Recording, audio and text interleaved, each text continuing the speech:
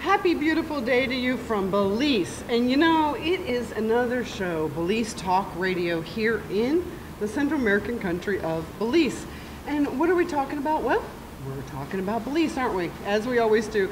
So, you know, I just absolutely adore to have this guest on our show because he is entertaining. He has a lot of history of Belize. He's very knowledgeable and charming too, aren't you? This is Corry McDermott. Thank Welcome. you, me darling. Oh, you're sure a nice lady. Oh, you're a darling thing. I knew you were from the first time I met you. Should we go ahead? And it's because you knew I had Irish blood in it that I would just be a brilliant lass to be your friend, wouldn't it? Absolutely. We've had lots of fun. And I know that that's like a criteria in your life is to have fun, isn't it, Corry? Absolutely. If you can't have fun, forget it. Money don't mean anything if you can't enjoy it and enjoy giving back to people. And you do that. You do that, Corry. We have, Janet and I have helped with the roads for San Mateo. We helped create a Mama Velma's house. We help with the polyclinic on Ambergris Caye. I've helped build the roads south and the electricity and sewer. Whatever you do in life, it's so important that give of yourself. You see, too many people in the United States, especially 47 million of them, Obama food stamp problems, they want to give, take. I was in Houston, this is just an offshoot, but my wife and I, out of 100 people waiting to get their food stamp money in Houston, my wife had to go because her previous husband died. Social Security told us to come. Out of 100 people, there were only 5 of us that were white. All the rest were different types of nationalities, not white-blooded Americans. Even mamas with their kids in their strollers. Anyway, and so they were all waiting for a handout. Well, we found out because Janet got married from the time she divorced her husband at age 51, that she had to wait to 60. Well, she's a horny Norwegian, like I'm a horny Irishman. And so we got married a few years later. So the American government says to us, because you didn't wait, you should have tied a knot around it. Because you didn't wait, you don't get shit.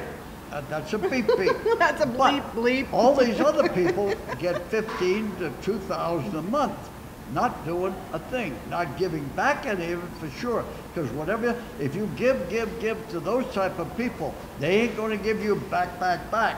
So, this is the thing about life. Once you give, you then are like a godlike creature, believe it or not. And I'm not preaching because I was in the seminary years ago, but I feel this way about life. Once you give, you get a tremendous welling in your heart that says, this is better than money. And we all need money, but come to this island of Ambergris, and that's what the people have in their hearts. They have a beautiful giving relationship so that when you come here, they don't have their hands out like you do in Cancun or so many other Caribbean societies or islands. They want to help you. And Janet and I, when we first came to Belize, had this where we didn't know a lot of things, and the locals would help us and do things for us without any remuneration. They didn't have to hand out, well, how much do I owe you? Nothing. We just love you coming here. How wonderful is that? This is what you're going to find out. Our piece of land, kind of like the Cayo district up in San Ignacio, isn't a big mass area like Placencia or Cancun or other places. And with Ambergris Caye, we're only 28 miles long and most of it's less than a half a mile wide. So that we cannot become commercial like Placencia or Cancun. And what I tell people is, even though I like your money, forget it. If you don't like the ambience that we portray on this island, even though it's sometimes a little more primitive than you might think, because they don't have all the fancy things that you have in the United States or Canada or other parts of the world, then don't come here. Go to Cancun. Spend all your money up there. There is somewhere God else. bless you. Go to Placentia. There is somewhere else. With the Ooh. 7, 8-story buildings and all their stuff. What's this? Where the druggies fly their planes on these new fancy highways and all that shit. Give me that stuff down there. We're bleeping again. Yep, Bleep, it's going to bleep. be the bleep Anyway, bleep show. we're Let's just say we're bleep getting ahead of bleep. ourselves. So- What I'd like to talk to you about is the beginnings of my brother, our family in Belize. My Yes. brother came here in '71. He was Corry a broke oil McDermott. man from Houston. And his partner at the time, Al Dugan, said, we want to lease some oil grounds.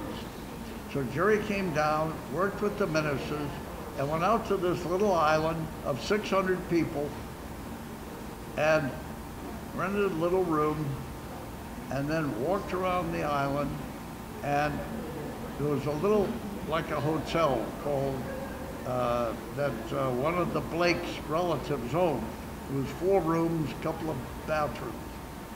And he could buy it for $50,000, but he didn't have any money. He was a broke oil man out of Houston. So he got the lease, went back to Houston. Dugan gave him $2,500 plus a 2% override on any oil they found, which they haven't so far. At least those people did. Little Irish lady did a couple of years ago. Yes, she That's where we did. have oil today. And I had breakfast with her in Emery King.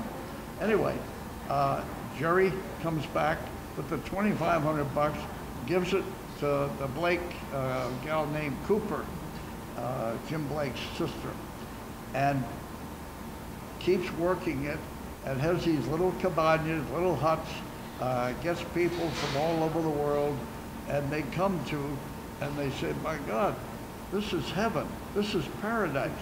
So a couple of nuns from St. John's University and here in Belize City were out there.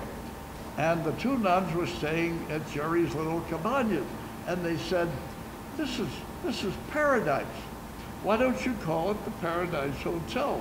And believe it or not, that's why my brother called it the Paradise Hotel. And even though he's gone, I created the Paradise Theater, a 500-seating theater where we have movies, we have concerts, we have shows where people that come with their children don't have to just frequent the bars. And see, they you're- can go ahead, darling. Well, I was going to say, you understand theater and you understand all that, and even your son is in theater, isn't he? Yeah, I mean, yeah. he's like way amazing in theater, right? Well, he's come here and he's devoted all his monies. We gave $11,000 to help build the road in San Mateo. And then we gave another $12,000 a year later, which was a year ago, to Mama Vilma's house to help children that have been in any way, the father's missing or certain things have happened to them, to give them a new start in life. Wow, that's amazing. And so we just said, hey, why not? So your And- son and- is a giver like you are. Oh God, yeah, Yeah. yeah. He's done Fergie, he's done benefits for George Price, for Bill Clinton, he hasn't done Obama yet. God bless him, I hope he doesn't. But he's done the other ones, the old man Bush and the young ones, whatever. He even learned Japanese. Now listen to this. He learned Japanese. The Japanese, he did a conference in Virginia, and they were having a big Japanese conference because they built these auto industries down there. And so would you please hold on, sing us? hold on. Go ahead. We got to take a break. All right. I want to hear about this Japanese thing. You got me all into this now. Hold on just a second. You're listening to Belize Talk Radio on the Overseas Radio Network.